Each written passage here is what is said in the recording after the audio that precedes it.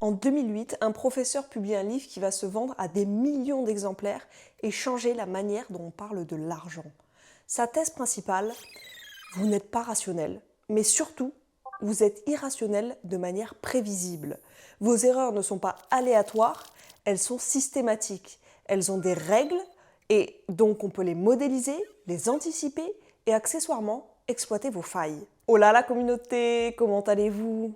Aujourd'hui, on va parler du livre Predictably Irrational, livre qui a été écrit en 2008 par l'auteur Dan Ariely.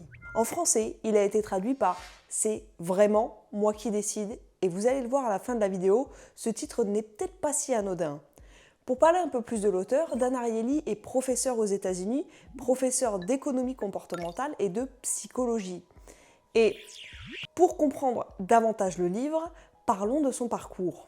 Adolescent, il a été gravement brûlé dans un accident et a passé des années à l'hôpital. C'est de là qu'est venue son obsession pour la douleur, les décisions et la manière dont les gens se comportent dans des situations que l'économie classique n'explique pas. Il faut savoir que les fondements de l'économie comportementale remontent aux années 70, mais c'est dans les années 2000 qu'elles entrent véritablement dans le grand public. En 2002, Daniel Kahneman, dont on a déjà parlé sur la chaîne, reçoit le prix Nobel d'économie. Puis, en 2008, deux ouvrages majeurs paraissent presque simultanément. Ce livre-là, dont on vient de parler, dans cette vidéo, et Nudge de Richard Thaler et Cass Sunstein.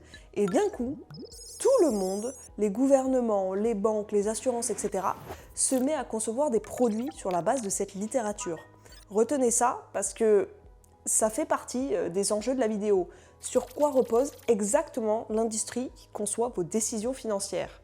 Pour le voir, parlons de la première idée évoquée dans le livre. Nous avons besoin de comparer. Ariely part d'un constat, nous sommes incapables d'évaluer la valeur d'une chose dans l'absolu. On a besoin de comparer et surtout, on compare uniquement ce qui est facilement comparable. Pour que vous compreniez bien, on va prendre un exemple. Il raconte être tombé un jour sur une publicité d'un magazine avec 3 offres d'abonnement. Abonnement web seul, 59 $. Abonnement papier seul, 125 $. Abonnement papier plus web, 125 $. Vous avez vu le truc? Sinon, regardez à nouveau. L'offre du milieu, elle est absurde. Personne jamais ne va payer 125 $ pour le papier seul quand le papier plus web coûte exactement la même somme. Pour le vérifier, Ariely a fait le test avec des étudiants et figurez-vous qu'effectivement, avec les 3 offres, l'écrasante majorité des étudiants prend le papier plus web à 125 $. Maintenant, Ariely va supprimer l'offre du milieu, l'offre inutile, et laisser uniquement 2 offres. Et là, la majorité des étudiants va basculer sur l'offre à 59 $. Concrètement, l'option que personne ne choisit change ce que choisissent les gens. Oui, c'est un peu bizarre dit comme ça, mais on appelle ça l'effet de l'heure. L'offre du milieu ne sert pas à être vendue, elle sert à rendre une autre offre supérieure. Vous ne pouviez pas comparer 59 et 125 $, deux offres trop différentes, mais vous pouviez comparer 125 et 125 $. Et là, un des deux est clairement meilleur. Il va pousser plus loin l'expérience avec l'ancrage arbitraire. Il demande à des participants d'écrire les 2 derniers chiffres de leur numéro de sécurité sociale. Puis il leur fait estimer combien ils seraient prêts à payer pour des produits, du vin, du chocolat, du matériel, etc. Résultat, les gens dont le numéro se termine par un chiffre plus élevé proposent des prix nettement plus hauts. Pour des objets qui n'ont pourtant strictement aucun rapport avec leur numéro de sécurité sociale. Il en arrive à une deuxième conclusion. Le premier chiffre que votre cerveau a vu devient une genre de référence. Suite à ça, tous vos jugements de valeur s'organisent de manière cohérente autour d'une seule référence. C'est pour ça que le prix barré fonctionne, c'est pour ça que le premier bien immobilier que vous visitez détermine ce que vous trouvez cher, même 6 mois après. C'est pour ça aussi que le montant de votre premier salaire vous suit des années, voire toute votre carrière. Vous ne comparez pas à la valeur réelle, vous comparez à la dernière chose que vous avez vue. Passons maintenant à la deuxième idée du livre, le pouvoir du gratuit. Ariely installe un stand avec 2 chocolats. Un chocolat haut de gamme, une truffe Lindt à 15 centimes, et un chocolat basique d'une marque américaine à 1 centime. À ces prix-là, la majorité des gens prend la truffe, qui est complètement rationnelle. L'écart de qualité vaut largement les 14 centimes d'écart.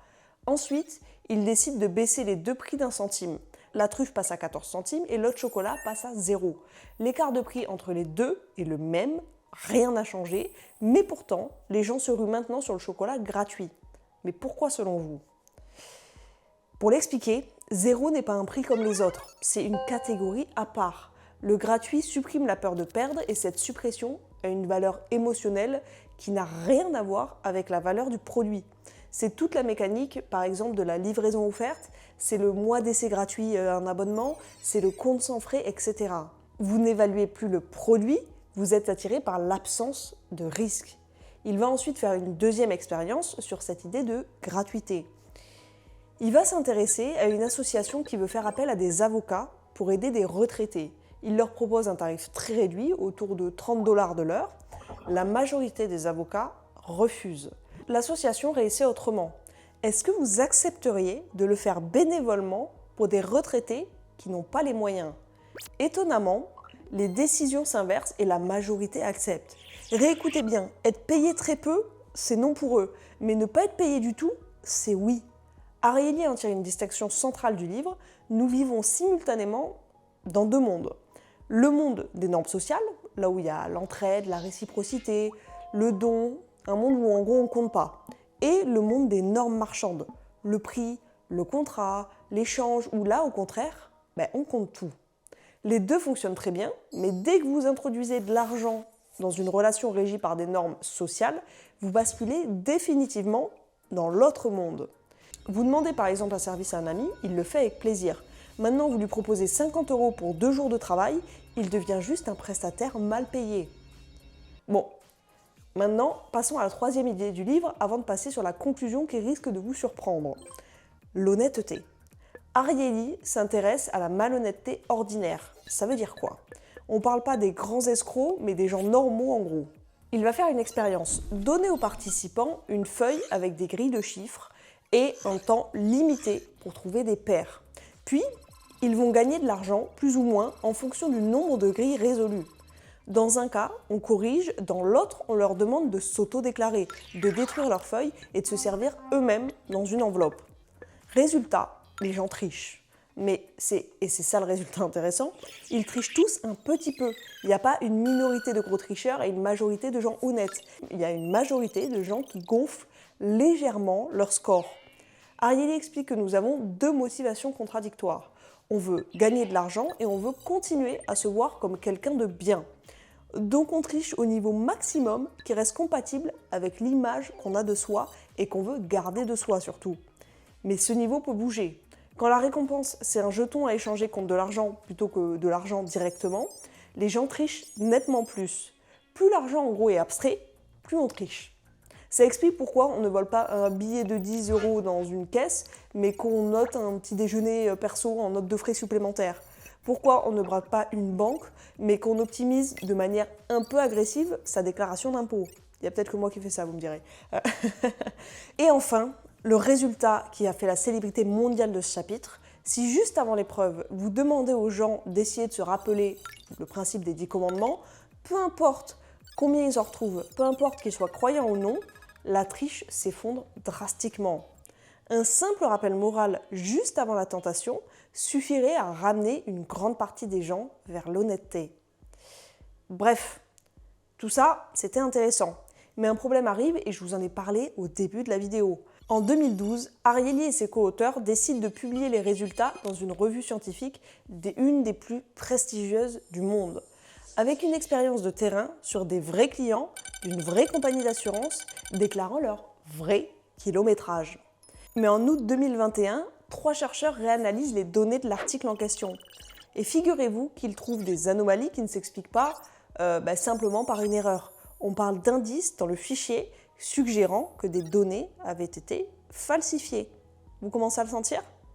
La même personne qui vous parle d'honnêteté aurait falsifié des données.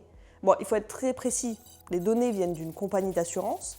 Ariely a déclaré à plusieurs reprises, même si on n'a pas les preuves, à la revue Science qu'il n'avait pas fabriqué de données, qu'il avait juste fait l'erreur de ne pas les vérifier et qu'il n'était plus en mesure de produire ni les fichiers d'origine, ni les échanges avec l'entreprise, étonnamment.